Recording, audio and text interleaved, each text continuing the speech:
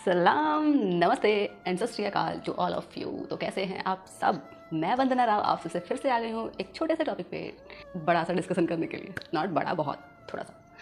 तो थोड़ा सोच रही थी कि मैं आज क्या करूँ क्या करूँ क्या करूँ। तभी मुझे दिमाग में आइडिया आया, पता है क्या? तो मेरे घर पे मेरे भाई आए हुए थे, मेरे मामा जी के लड़के। तो एक्चुअली वैसे हम लोग बात करते हैं, अक्सर वो मेरे से लड़ाई झगड़ा होता रहता है उनसे, क्योंकि थोड़े से बड़े हैं, ज़्यादा बड़े नहीं हैं वैसे। तो हम लोग में ना लड़ाई झगड़ा होता रहता है सिर्फ इस टॉपिक को लेके, क्योंकि वो टॉपिक सिर्फ इतना सा होता है कि वो भगवान को नहीं मानते हैं और मैं भगवान को मानती हूँ। मतलब कि वो नास्तिक है और हम आस्तिक। तो आज भी ये क्या हुआ, ऐसे जब वो आए तो हम लोग बातें कर रहे थे, अचानक से फिर हम दोनों के बीच में बहस होना स्टार्ट। अब बहस किस बात को लेके थी? बात ये थी कि तुम ये पूजा पाठ करती क्यों? भगवान तुमको क्या दे देंगे? तुमको पूजा पाठ करने की क्या ज़रूरत है? सब कुछ तो तुम्हारे पास है, फिर पूजा पाठ क्यों करती हो? ये सब ग्रंथ पढ़ती हो, भगवत चर्चा पढ़ती हो, पता नहीं क्या क्या ग्रंथ रखी हो तुम, भगवत बड़े लोग पढ़ते हैं, तुम क्यों पढ़ती हो? सब फालतू चीज़ें हैं ये अनाप शनाप। मतलब उनको जो समझ में आया उन्होंने बोला। अब मैंने उनकी बातें सुनी तो मैंने उनसे कहा, भैया आप चाहते क्या हैं? मतलब तो मतलब आप क्या चाहते हैं? मैं पढ़ूँ ना पढ़ूँ उसको छोड़ दीजिए, आप चाहते क्या मेरे से? तो उन्होंने कहा कि देखो, तुम्हारे मम्मी पापा हैं, भाई बहन फैमिली है, सबको देखो, सबका ध्यान रखो, तुम्हारा जो कर्तव्य वो करो। हम क्या वही तो है, वही तो कर रहे हैं। आध्यात्म, गीता या फिर भगवत चर्चा या फिर ये जो हम आध्यात्मिक रूप से रहते हैं, भक्ति करते हैं, इनफैक्ट भगवान में विश्वास करते हैं, ये सब चीज़ें क्या सिखाती हैं? मतलब आध्यात्म हमको यही तो सिखाता है कि धर्म से रहना है, कर्तव्य के प्रति ईमानदार रहना है, आपका भाई बहन के प्रति क्या कर्तव्य है, माता पिता के प्रति क्या कर्तव्य है, यही तो सिखाना है। तो जस्ट मैंने उनसे बोला कि भैया मैं यही तो कर रही हूँ, आप मेरे मम्मी पापा हैं, सब लोग हैं सामने, यहीं पे आप पूछ लीजिए अगर मैंने कहीं कोई कमी की हो तो फिर वो शांत हो गए थोड़ी देर के लिए। फिर मेरे से पूछा, लेकिन फिर भी तुम ये गलत कर रही हो, ये पढ़ना अच्छी चीज़ नहीं है, तुमको पता है अभी कल मार्केट में क्या हुआ? एक लड़के ने एक लड़के को ही गोली मार दी। मतलब उनके कहने का मतलब ये था कि संसार में क्या क्या चीज़ें हो रहा है और तुम भक्ति में लीन हो, मतलब ग्रंथ पढ़ रही हो। अरे कुछ करना है तो अच्छी चीज़ें पढ़ो, बुक्स पढ़ो और अपने करियर बनाओ, कुछ अच्छा ग्रो करो। मतलब उनका ये सब कहना था। तब मैंने उनसे कहा, तब मैंने उनसे फिर मेरी बहस हुई थोड़ी देर उनके साथ। तो तब जाकर मुझे समझ में आया कि उनको अभी एक्चुअली पता ही नहीं है वो कहाँ उलझे हुए हैं। तो वो भी बिलीव तो वो भी करते हैं भगवान में, बट वो चीज़ों को जानते नहीं हैं। जब तक वो जानेंगे नहीं तो कैसे समझेंगे? तब मुझे रियलाइज़ हुआ कि शायद उनके ही जैसे यहाँ पे बहुत सारे लोग हैं जो भगवान को मानते तो हैं। तो मुझे ये रियलाइज़ हुआ कि कुछ लोग ऐसे हैं धरती पे जो देख तो सब कुछ रहे हैं, कर भी सब कुछ रहे हैं, जैसा चलना चाहिए वैसे चल रहे हैं, बट फिर भी उनको भगवान में बिलीव नहीं है। तो मैं सिर्फ ऐसे लोगों से सिर्फ इतना कहना चाहूँगी कि भगवान में बिलीव हो ना हो वो बात की बात है, लेकिन पहले आप अपने कर्तव्यों के प्रति ईमानदार तो बनिए।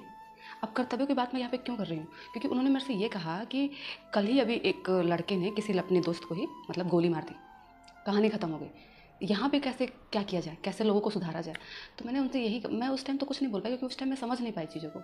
जब मुझे बाद में रियलाइज हो तो मुझे लगा कि इस बात पे, इस टॉपिक पे बात बोलनी चाहिए आप सभी से। तो वो ये बात नहीं समझ पा रहे हैं कि हर यहाँ पे जो जो ये यूनिवर्स है ना, जिस प्लैनेट पे हम लोग रहते हैं, हम बाकी जितने लोग भी इस दुनिया में हैं, सभी लोग जो रहते हैं, ये जो यूनिवर्स है ये इसका नाम कर्म भूमि है। यहाँ पे जो इंसान जैसा कर्म करेगा ना वो वैसा ही भुगतेगा। तो और तो कुछ लोग ये नहीं समझ पाते हैं कि उसने ऐसे कर दिया, बहुत बड़ा था, ऐसे कर दिया, लोगों को मार दिया, क्या फ़ायदा मिला? तो मैं सिर्फ उनको ये समझाना चाहती हूँ कि चाहे यहाँ पे कोई भी पर्सन हो, चाहे वो बहुत गरीब हो, चाहे वो बहुत अमीर हो, वो जैसा भी है, अगर उसने किसी का कत्ल कर दिया या फिर किसी के साथ कुछ कर दिया तो वो उसका कर्म था, जो उसने किया रहा होगा, उसको भोगना था। इसकी वजह से ऐसा हुआ कि आप पिछले जन्म के, किसी के भी इंसान के पिछले जन्म की बातें आप नहीं जान सकते कि उसने पिछले जन्म में क्या किया है, उसने कैसे कितने लोगों को सताया है, कितने लोगों के साथ बुरा बर्ताव किया है, कितने लोगों के साथ अच्छे से व्यवहार नहीं किया है। तो जो लोग अच्छे से व्यवहार नहीं करेंगे वो चीज़ें सामने तो आनी ही आनी है, उस टाइम पे नहीं आएंगी तो फिर आपको जन्म लेके उसको पूरा करना पड़ेगा। ये बातें यहाँ पे लोग समझ नहीं रहे हैं कि कर्म का फल मिलेगा ही मिलेगा, चाहे आप आज भुगतो या फिर कल। आपको कर्म का फल चुकाने के लिए आना पड़ेगा इस धरती पे।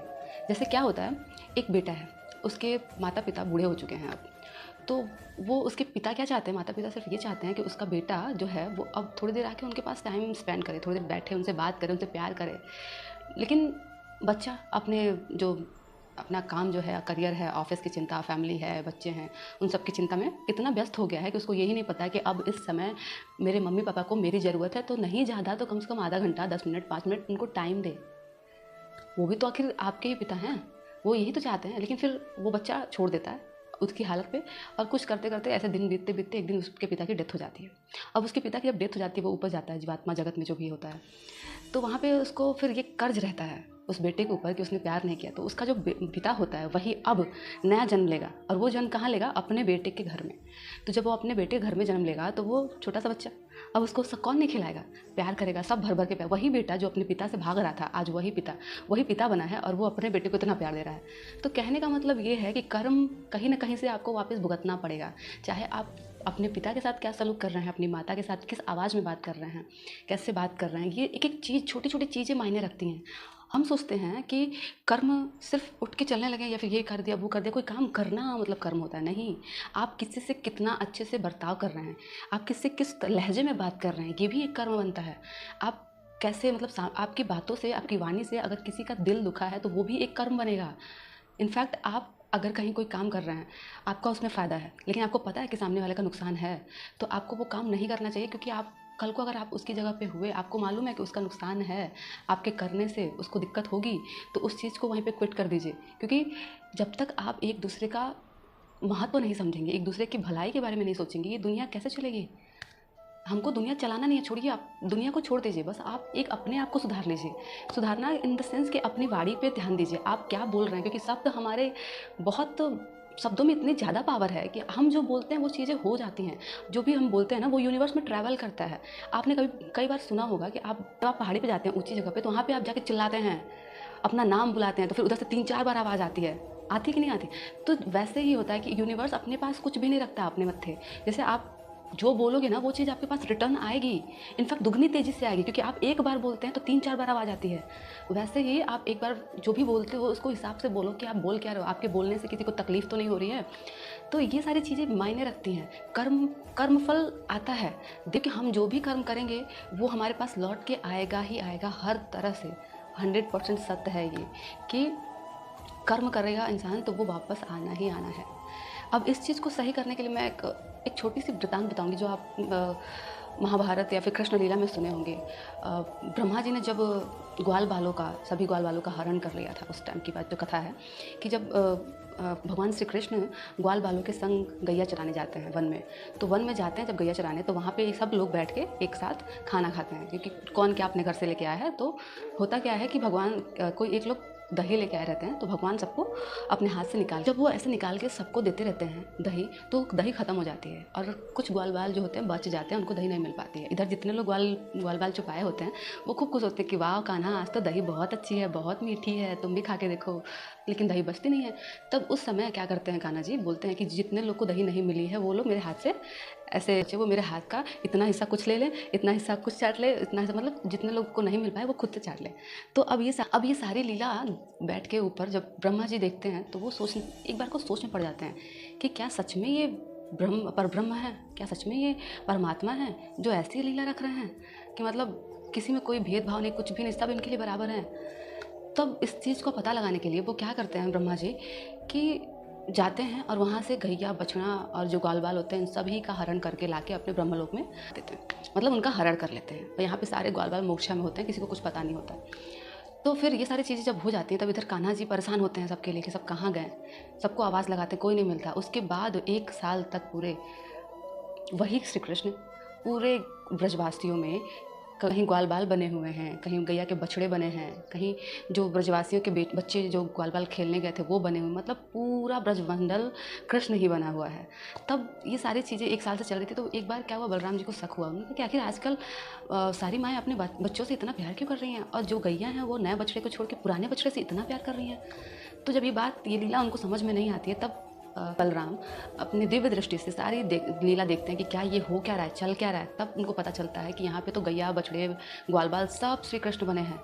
कहते हैं ना, जित देखो तित श्याममयी, सब कुछ वही है और वही है भी। यहाँ पे इस धरती पे भी हर तरफ वही है, एक कण कण में वही है, हर एक कण में, हर एक इंसान में, हर एक जीव जंतु में, हर एक पौधों में, यहाँ तक कि जो भी चीज़ें यहाँ पे हैं, सजीव हो निर्जीव हो, चाहे जैसी भी चीज़ हो, हर चीज़ में वो वास करती हैं। तो अब इस बात का ये तो कहानी लीला उन्होंने जो की वो की, इसके बाद जो चीज़ें हुई तो वो बात की बात है भगवान ने कैसे ग्वाल बालों को बचाया।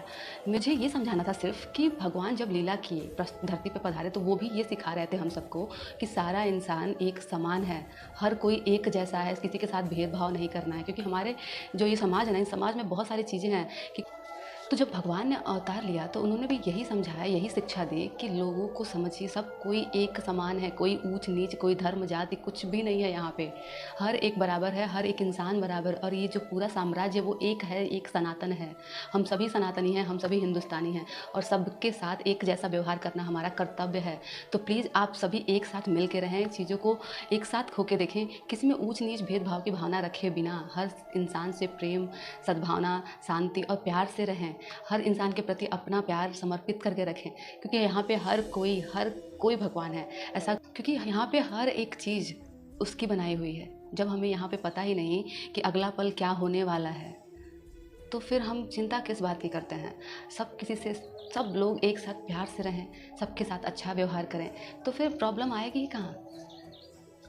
ऊंच नीच, भेदभाव, ये सारी चीज़ें हटा देना चाहिए। जो संस्कृति हमारी थी यहाँ इंडिया में, ये सारी संस्कृति पहले अपनाई जाती थी, लेकिन अब क्या होता है, ये चीज़ें अमेरिका में चाहे बाहर विदेश के देशों में अगर आप जाएँ तो वहाँ पे ये सारी चीज़ें देखने को मिलेंगी।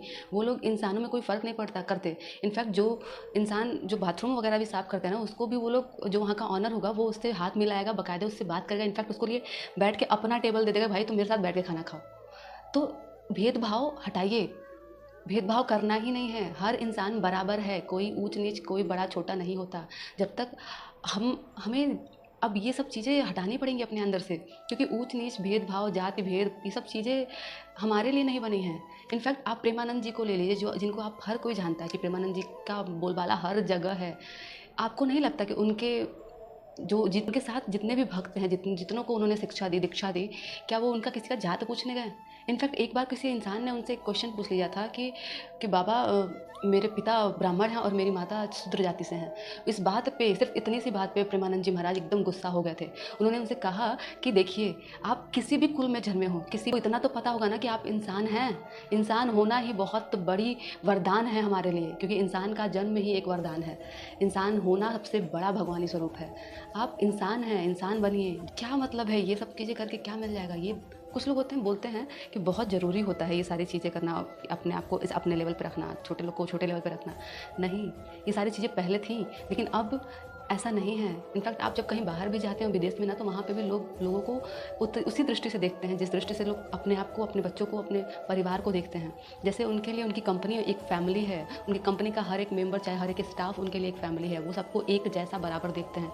तो सब में सद्भावना रखिए, प्यार रखिए, सब लोग खुशी से रहिए, एक साथ रहिए प्लीज़। और एक दूसरे को ब्लेम करना तो पहली बात बंद कीजिए। अपने कर्मों पर ध्यान दीजिए। आपका कर्म कैसा है वो चीज़ें आपके सामने आएंगी। तो जब आपका कर्म सही होगा तो आपका जो फ्यूचर होगा ना, वो भी बहुत अच्छा होगा। वो कहा जाता है ना, कर्म का फल आज नहीं तो कल। कर्म का फल तो मिलना ही है। तो कहीं आपको, जब आप कहीं बाहर जा रहे हो, वहाँ पे लिखा हो कर्म का फल आज नहीं तो कल, तो आपके चेहरे पे खुशी आए कि यार मैंने बहुत अच्छे कर्म किए हैं। आपको मुस्कुराहट आए कि हाँ मैंने बहुत अच्छे कर्म किए हैं। तो कर्म का फल अगर मेरे पास आता है तो बहुत अच्छे वे में आएगा। वंदना राव अपनी इसी वाणी के साथ आप सभी से अलविदा लेती हूँ और सभी से एक प्रार्थना करती हूँ कि प्लीज़ राम जप करें, भक्ति में विश्वास रखें, भगवान में विश्वास रखें। सब भगवान को नहीं मानते तो कोई बात नहीं, इनफैक्ट इंसान को तो मानिए। इंसान में सद्भावना रखिए, प्रेम लाइए, किसी से ईर्ष्या, द्वेष, जलन, ये सब चीज़ें को हटा दीजिए। ये सारी चीज़ें आपकी ही ब्लॉकेज बनती हैं, अपने लिए ही नुकसान होता है। तो इन सब चीज़ों को ख़त्म कीजिए। और इसी के साथ मैं अपनी वाणी पे विराम लगाती हूँ और चलते हैं, फिर मिलेंगे नेक्स्ट वीडियो में। Thank you so much. Radhe Radhe.